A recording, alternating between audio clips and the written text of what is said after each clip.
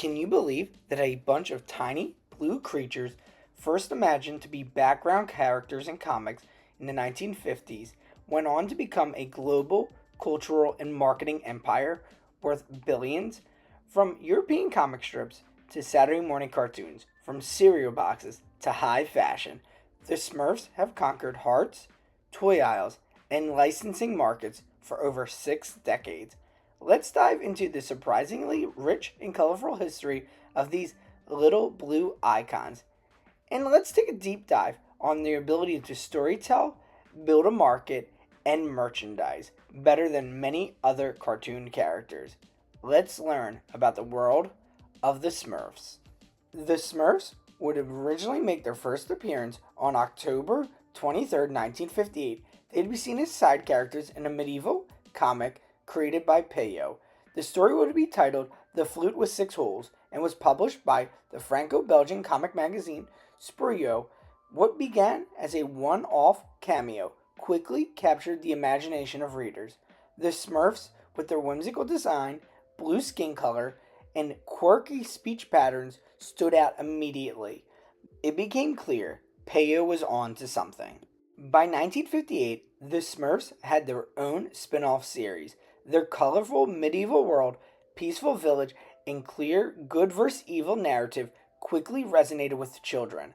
The stories focused on cooperation, community, and clever problem solving, all conveyed with humor and simplicity.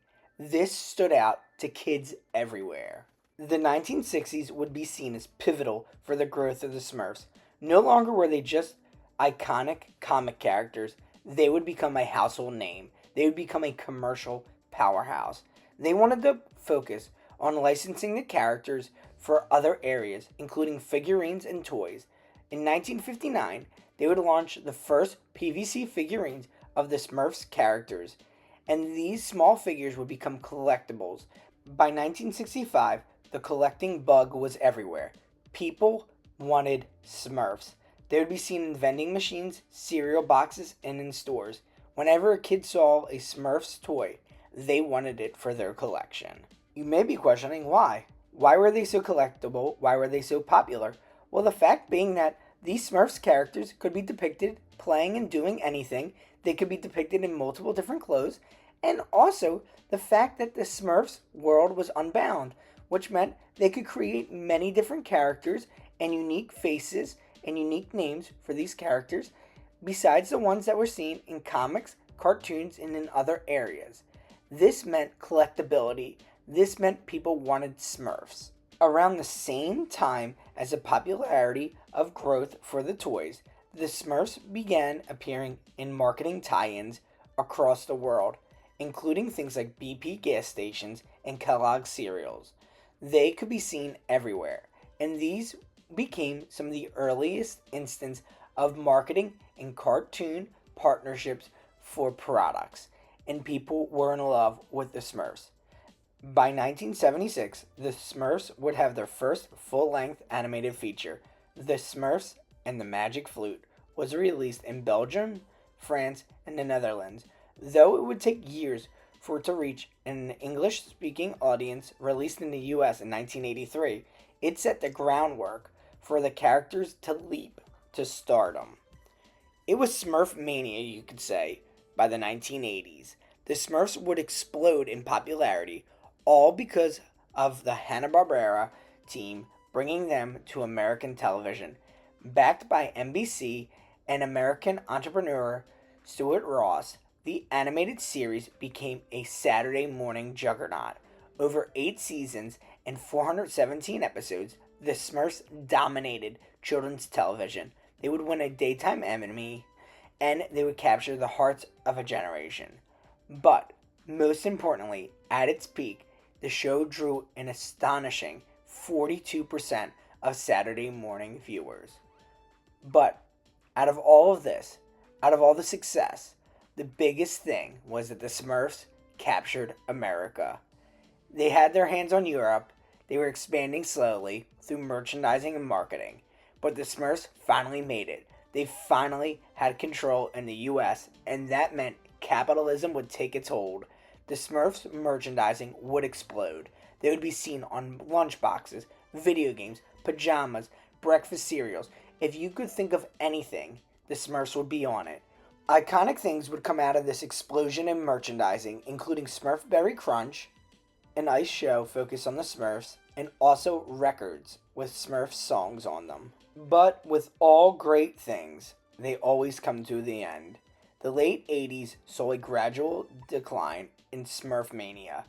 The cartoon ended in 1989, and Peyo would pass away in 1992. Without new animated content, and with changing hearts for children's entertainment, the Smurfs quietly receded from cultural forefront in Americans and the world's mind. However, reruns, comic reprints, and a loyal fan base would keep them alive, specifically in the European markets. The figurines remained very popular and were collected by many fans, and many fans still wanted to get their hands on the iconic Smurf toys. You could essentially say the 90s were a dead period for the Smurfs. They weren't too popular, they didn't have a huge fan base anymore, and the characters seemed stale. But if you grew up in the 90s or early 2000s, you probably remember watching the Smurfs when you were home, sick from school, or watching them on Saturday mornings as an additional thing to watch, specifically on the Boomerang channel. The Smurfs were still iconic, they were still recognizable, they still had a market. The teams just needed to know how to sell these characters. And that's when the resurgence came in the mid 2000s. In 2008, the Smurfs celebrated their 50th anniversary and it became a renaissance. The United Nations teamed up with the Smurfs and UNICEF to promote children's rights around the world. It was incredible. They even did an impactful animated short showing Smurf Village bombed in a war. It was a shocking PSA that raised awareness for children soldiers in Africa. The Smurfs were back. The anniversary marked a transition point for the Smurfs. They were not just reintroduced for nostalgia purposes, they were reintroduced as a marketing tool and a global icon.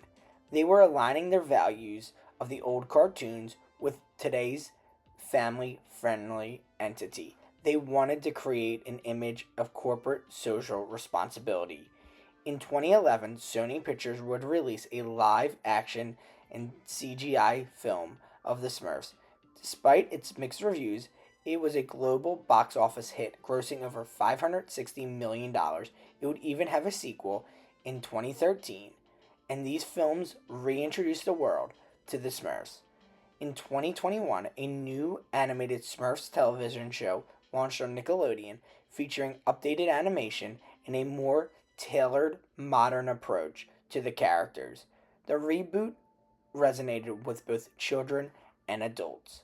Over the decades, the Smurfs have appeared on more than 3,000 branded products, from toys to clothing to foods, to video games to even cars. The brand has generated over $4 billion in revenue. And with the new movie out, even though it hasn't been that big of a hit, it would be no surprise to see the Smurfs back in action all over the world, in merchandise, in marketing, and on the faces of children's clothing once again. Thanks so much for watching. Were you a Smurfs fan growing up? We'd love to hear from you. Did you go see the new movie? Thanks again. Believable Truths.